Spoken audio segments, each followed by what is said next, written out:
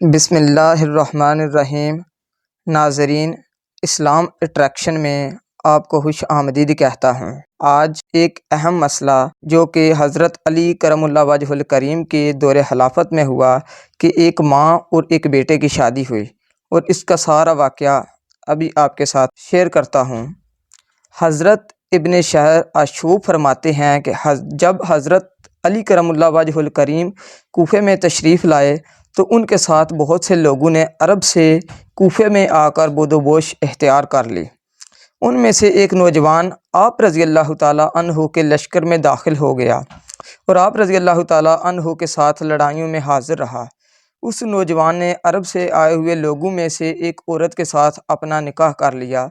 اسی روز آپ رضی اللہ تعالیٰ عنہ نے صبح کی نماز کے بعد ایک آدمی سے فرمایا کہ فلاں محلے میں ایک مسجد ہے، اس مسجد کے قریب ایک مکان ہے، اس مکان میں تجھے ایک عورت اور ایک مرد کے پاس میں تکرار کرنے کی آواز سنائی دے گی، تو ان دونوں کو جا کر میرے پاس لے آ۔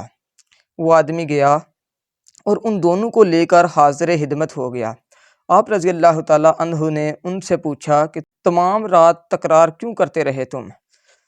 اس نوجوان نے عرض کیا، یا امیر المومنین، میں نے اس عورت سے نکاح کیا ہے، جب خلوت کا وقت ہوا مجھے اس سے قدرتی طور پر ایسی نفرت ہو گئی کہ میرا دل چاہتا تھا کہ اس کو اسی وقت گھر سے نکال دوں، اور میں نے اس سے صحبت وغیرہ نہیں کی۔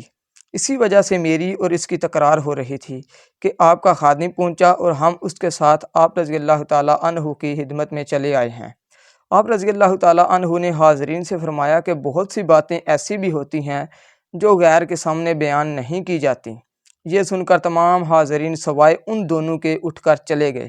آپ رضی اللہ تعالیٰ عنہ نے اس عورت سے فرمایا، کیا تو جانتی ہے کہ یہ نوجوان کون ہے؟ اس نے عرض کیا، نہیں۔ فرمایا، اگر ہم تجھ پر تیری کوئی مخفی بات ظاہر کریں تو انکار تو نہیں کرے گی؟ اس نے کہا، نہیں۔ فرمایا، کیا تو فلانی اور فلاں کی بیٹی نہیں ہے؟ کہا، ہاں۔ فرمایا، کیا تیرا چچا زاد بھائی نہیں تھا اور تم دونوں میں محبت نہیں تھی؟ اس نے کہا، ٹھیک ہے۔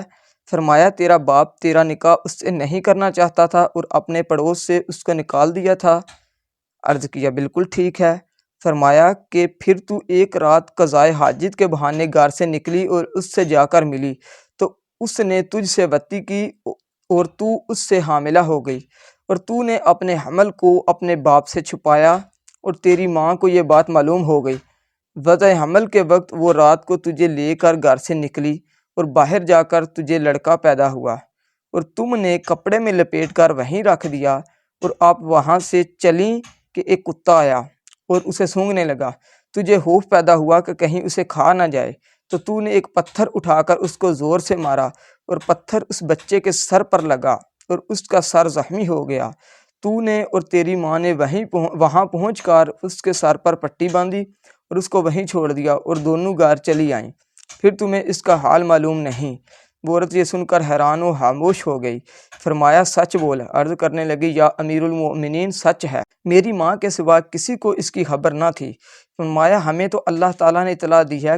پھر فرمایا، فلاں قوم کے لوگ صبح صبح وہیں سے گزرے، وہ اس کو اٹھا کر لے گئے، اور وہ ان لوگوں میں پرورش پا کر جوان ہوا اور ان کے ساتھ کوفے میں آیا اور تیرے ساتھ نکاح کیا، یہ تیرا وہی بیٹا ہے۔ پھر آپ رضی اللہ تعالیٰ عنہ نے اس نوجوان کو فرمایا، اپنا سر کھول دے۔